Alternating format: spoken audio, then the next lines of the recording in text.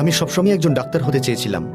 এক কথায় বলতে গেলে আমার মনে হয়েছিল যে গ্রামে কাজ করার জন্য, অভাবী মানুষদের সাহায্য করার জন্য, যারা অসুস্থ ও কষ্টের মধ্যে আছে তাদের সাহায্য করার জন্য ডাক্তারের প্রফেশন সর্বশ্রেষ্ঠ প্রফেশন বা পেশা। 4 বছর কাজ করার পর আমার মনে হয়েছিল যে আমার আরও পড়াশোনা করা উচিত।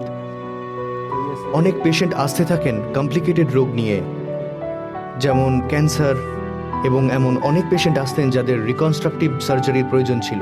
তাই আমি প্লাস্টিক সার্জারি নিয়ে পড়াশোনার জন্য এগিয়ে যাই। আর এইভাবেই আমার একাডেমিক শিক্ষা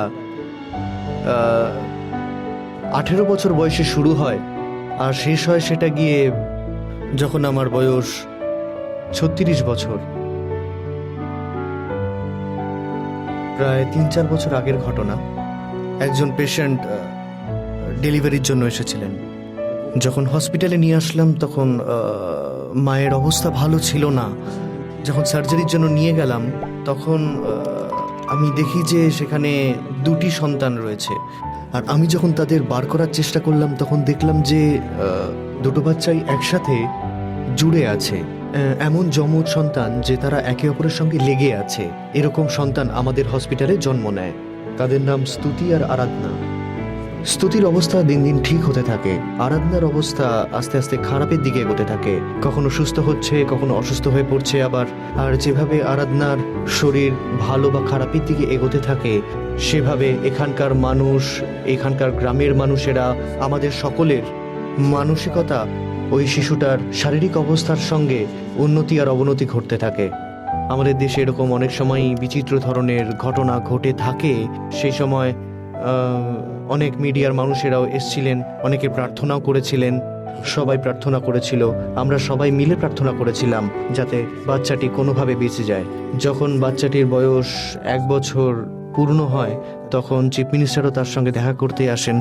তবে তার 2-3 দিন পরেই আরাধনার মৃত্যু হয়।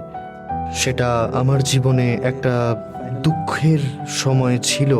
আমি কারোর মৃত্যু সংবাদ ন্যাশনাল টিভিতে ডিক্লেয়ার করছি। এরপরে স্তুতি আমাদের সঙ্গে আরও কিছুদিন ছিল, আরও 1 বছর আমরা আমাদের কাছে রাখি।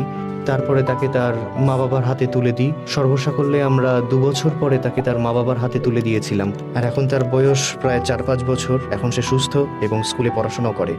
আমরা অন্যদের জীবনে আশীর্বাদের কারণ হয়ে উঠতে পারি। আমরা প্রভু যিশুর নামে কাজ করি এবং প্রভু যিশুর ভালোবাসা অন্যদের সাথে ভাগ করে নিই। মানুষ হওয়ার দরুন আমরা অসফলও হই। আর কোনোদিনই নিজেকে শক্তিশালী বলে মনে করিনি। আমি নিজেকে সবসময় দুর্বলই মনে করি। কিন্তু আমার মনে হয় যে এই দুর্বলতার মধ্যেই প্রভু যিশু আমাকে শক্তি প্রদান করেন এবং আমার সমস্ত সমস্যাগুলির সমাধান করে থাকেন। মূল বক্তব্যটা হচ্ছে গিয়ে প্রভু যিশু কখনো আমাদের কোনোদিনই বলেননি যে আমাদের সফল হতে হবে।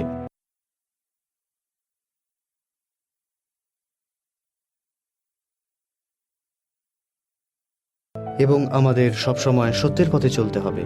এবং সেটাকেই আমি আমার মনে প্রাণে গেঁথে নিয়েছি। এবং যদি আমি কারোর সাথে প্রভু যিশুর ভালোবাসা ভাগ করে নিতে পারি তাহলে এর চেয়ে আনন্দের আর কিছুই হতে পারে না।